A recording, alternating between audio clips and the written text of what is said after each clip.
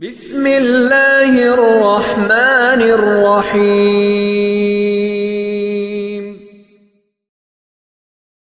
الحمد لله والصلاة والسلام على رسول الله وعلى آله وصحبه أجمعين أما بعد أعوذ بالله من الشيطان الرجيم بسم الله الرحمن الرحيم وما خلقت الجن والإنس إلا ليعبدون بسم الله الرحمن الرحيم الذي خلق الموت والحياة ليبلوكم أيكم أحسن عملا رب اشرح لي صدري ويسر لي أمري واحلل عقدة من لساني يفقهوا قولي.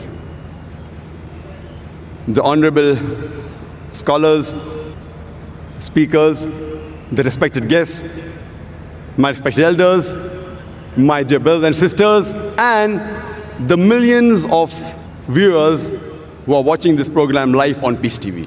I welcome all of you with the Islamic greetings. Assalamu alaikum wa rahmatullahi wa barakatuh. May peace, mercy and blessings of Allah subhanahu wa ta'ala, of Almighty God, be on all of you. The topic of this last lecture, of the last session, of the last day of the 10-day International Islamic Conference, Peace, the Solution for Humanity, is what is the purpose of our life? How many of us have really ever thought in their life what is the purpose of our life? How many of us have ever thought what is the purpose of our existence? What are we doing here? Why are we here? Let us start analyzing right from here itself. I request all the people in the audience, all of you, if you have ever thought in your life, what is the purpose of your life, please raise your hand. I would like to know amongst the audience, how many of you have ever thought in your life, what is the purpose of your life?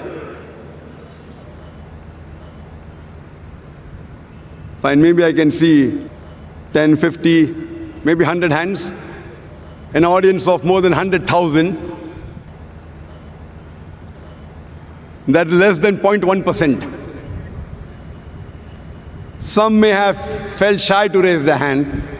So surely I can say less than 1% of the human beings have ever thought in their life, what is the purpose of our life? Is it required that should we know what is the purpose of our life? To help you, let me give you an example. Once a man, when he was traveling, and when he came at a crossroad, he asked the passerby, where does this road lead to? The passerby asked him, where do you want to go? The man replied, anywhere. The passerby answered, then take any road, it will make no difference. Imagine that traveler, he had no goal. Whatever actions he did, whatever deeds he did, it made no difference because he wanted to go anywhere. And many of us are leading our life in the same way. Let me give you one more example. Imagine there is a builder who starts constructing his building, and he lays the foundation and he digs a big hole for the foundation. And when you ask him, how many stories is your building going to be? He says, I don't know. How many square feet is the built-up area? He says, I haven't thought of it. The builder has got no goal at all. Once there was a man who told his neighbor, your dog always chases vehicles and cars. I wonder, will your dog ever catch up with any car? The neighbor replied, I don't wonder whether he'll catch up or not. I wonder if my dog catches up with the car, what will he do? The man who asked him, will the dog ever catch up with the car? He's short-sighted. The neighbor who was the owner of the dog, he was far-sighted. Even if he caught up with the car, what will he do? What is the purpose of his goal? And unfortunately, many of us, we are leading our lives same fashion, just like the dogs. You know, people do graduation and you ask them, why are you doing graduation? And they don't know the reason. Just because they want to be a graduate.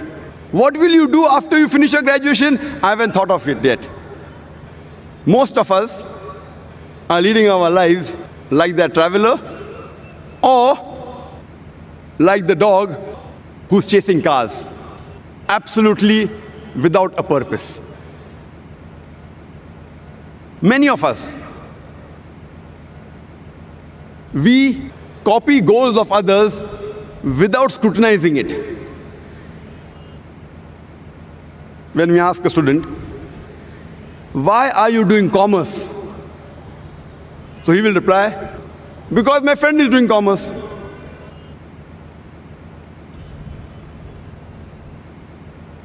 Many people, they emulate and they copy the actors, the models, without realizing what they're doing. Once a person comes from the village to Bombay to become a millionaire. And when the question was asked to him, why have you come to Bombay? So he gives a reply that I have seen Amitabh Bachchan in the Hindi movie. He's a pauper, he comes to Bombay and he becomes a multi-millionaire overnight. That is the reason we find many people coming from outside Bombay and they're settling in Bombay to become a multi-millionaire overnight. And that is the reason you find that the slums in Bombay are increasing. Many times we see actors and models, they are brand ambassadors and they endorse certain products. There was a person who purchased a new car, Hyundai i10. And when the question was asked, why have you chosen this particular car, Hyundai i10? So he says, my favorite actor, Shah Rukh Khan, he owns Hyundai i10. I doubt whether Shah Rukh Khan ever sat in Hyundai i10 except in the advertisement. He may be owning a Mercedes or a BMW or somewhat similar. I doubt whether he owns an i10. You know, Shah Rukh Khan endorsed the watch Tag Heuer. He's a brand ambassador of the watch Tag Heuer. And we find many of his fans buying Tag Heuer. I wonder what has Tag Heuer got to do with the acting of Shah Rukh Khan? Has that watch, has that wristwatch ever helped him in acting? I doubt whether he wore Tag Heuer before he became a famous actor also. So these are the various ways the media promotes products. And unfortunately, we blindly follow goals of other people without realizing what we are doing. Imagine there's an industrialist who buys a textile factory. And when asked, why have you bought the textile factory? He tells us that I have come to know that there is good profit in textile business. Then you ask the next question. Do you have a feasibility report? He says, no. Have you hired someone to take care of your business? Have you hired a CEO, chief executive officer? He says, no. What is the percentage of profit you will make? He says, I don't know. Where will you buy the raw materials for? He says, I haven't thought of it. Where will you sell your textile? He says, I don't know. Do you think that businessman will make profit in the textile industry? Imagine there's a person who has a goal. He wants to become the best scientist of the world. What does he do? He does a survey of all the scientists from the first human being, Adam, peace be upon him, till today. And after doing a survey, he comes to know the best scientist of human history was Isaac Newton. And his survey was correct. After that, what does he do? To become like Isaac Newton, he starts growing long hair, curly hair like Isaac Newton. He wears shoes like Isaac Newton. He wears clothes like Isaac Newton. Do you think he will become a successful scientist? Such people have a goal, but the planning is wrong. They have a planning. They did a survey of the scientists, but the planning is wrong.